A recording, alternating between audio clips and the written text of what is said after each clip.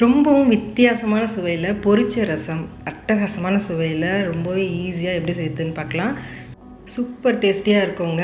குழம்பே தேவையில்லை, இந்த ரசம் ஒன்றே போதும். அந்தளவுக்கு ருசி ரொம்ப நல்லாயிருக்கும். வீட்டில் எல்லோரும் அடிக்கடி செய்ய சொல்லி கேட்பாங்க. எப்பவும் போல் தக்காளி மிளகு ரசம்னு இல்லாமல் இது ரொம்பவே டிஃப்ரெண்ட்டான டேஸ்ட்டில் இருக்கும். மிஸ் பண்ணாமல் ட்ரை பண்ணி பாருங்கள். வீடியோக்கு ஒரு லைக் மட்டும் கொடுத்துருங்க. எப்படி செய்யுதுன்னு பார்க்கலாம். கடாயில் 1 டீஸ்பூன் அளவுக்கு நெய் சேர்த்துக்கோங்க. நெய் சேர்க்கும் போது இந்த ரசத்தோட சுவை ரொம்ப நல்லாயிருக்கும். இப்போ ஸ்டவ்வை ஃபுல் லோ ஃப்ளேமில் வச்சுட்டு 1 டீஸ்பூன் மிளகு, 1/2 டீஸ்பூன் சீரகம் சேர்த்துக்கோங்க.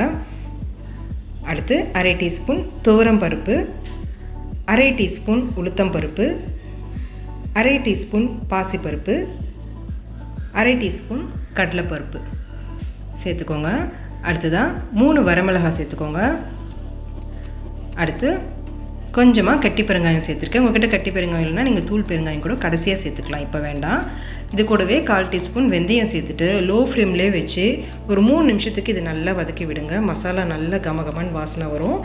அதே சமயம் மசாலாவை கருக விடாமல் பார்த்துக்கோங்க. கருகி போச்சுன்னா சுவை சுத்தமாக மாறி போயிடும்.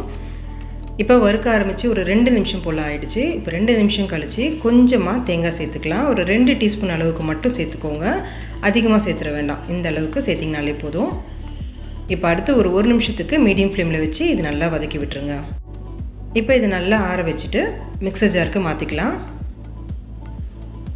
முதல்ல கொரகொரப்பாக அரைச்சி எடுத்துக்கோங்க. அதுக்கப்புறம் கொஞ்சமாக தண்ணி சேர்த்துட்டு இது போல் நல்ல மையாக அரைச்சி எடுத்து வச்சுக்கோங்க. இந்த மாதிரி ஃபைன் பேஸ்ட்டாக இருக்கணும். அடுத்து தக்காளி அரைச்சிக்கலாம். நல்ல பழுத்த தக்காளியாக 2 தக்காளி, நல்ல பெரிய சைஸ் தக்காளியாக எடுத்து இதை நல்லா அரைச்சி எடுத்துக்கோங்க. இது போல் கொஞ்சம் கொரகொரப்பாக இருந்தால் நல்லாயிருக்கும். ரொம்ப ஃபைன் பேஸ்ட்டாக அரைச்சிட வேண்டாம். இப்போ தாளிச்சுக்கோங்க. கடாயில் 2 டீஸ்பூன் எண்ணெய் சேர்த்துக்கோங்க. எண்ணெய் காஞ்ச பிறகு 1/2 டீஸ்பூன் கடுகு சேர்த்துக்கோங்க.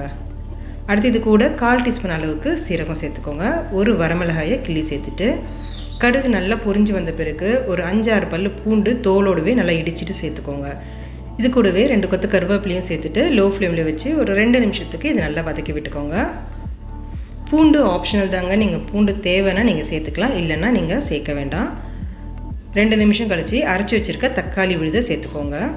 இது கூடவே அரைச்சி வச்சுருக்க மசாலா விழுது, பருப்பு வகையெல்லாம் சேர்த்து அரைச்சிருக்கோம்ல, அந்த மசாலாவை சேர்த்துக்கோங்க. இப்போ இந்த ரசத்துக்கு தேவையான உப்பு சேர்த்துக்கோங்க. நான் 3/4 டீஸ்பூன் அளவுக்கு சேர்த்துருக்கேன். அடுத்து தேவையான அளவுக்கு தண்ணி சேர்த்துக்கோங்க. உங்களுக்கு ரசம் எந்த பதத்துக்கு வேணுமோ அதுக்கு ஏற்றது போல் நீங்கள் தண்ணி சேர்த்துக்கலாம். 4 விதமான பருப்பு வகைகளை நம்ம இந்த ரசத்தில் சேர்த்துருக்கிறதால நல்லா கெட்டியாகி வரும் ரசம். அதனால் அதுக்கேற்றது போல் நீங்கள் தண்ணியை கொஞ்சம் எக்ஸ்ட்ராவாகவே சேர்த்துக்கலாம். இப்போ பாருங்கள், நல்லா கொஞ்சம் திக்காக இருக்குது, ரசம் போல் இல்லாமல் திக்காக இருக்குது. அதனால் இன்னும் கொஞ்சம் தண்ணி சேர்த்துக்கிறேன். சேர்த்துட்டு இப்போ இது நல்லா ஒரு கொதி வரணும். நல்லா நுரக்கட்டி ஒரு கொதி வர வரைக்கும் இதை கொதிக்க வச்சுக்கோங்க. பாருங்கள், நல்லா கொதிக்க ஆரம்பிச்சிருச்சு. கொதிக்க ஆரம்பித்து 1 நிமிஷம் கழித்து நல்லா பொடியாக நறுக்கின கொத்தமல்லியை தூவிட்டு ஸ்டவ் ஆஃப் பண்ணிவிடுங்க. அவ்வளோதான், நிஜமாகவே அட்டகாசமான சுவையில் இருக்கும். மிஸ் பண்ணாமல் ட்ரை பண்ணி பாருங்கள்.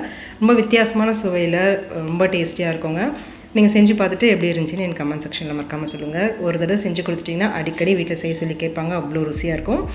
இந்த வீடியோ உங்களுக்கு ரொம்ப பிடிச்சிருந்துச்சுன்னா லைக் பண்ணிவிட்டு உங்கள் ஃப்ரெண்ட்ஸ் ஃபேமிலி எல்லாருக்கும் இந்த வீடியோவை ஷேர் பண்ணிவிடுங்க. Thank you friends.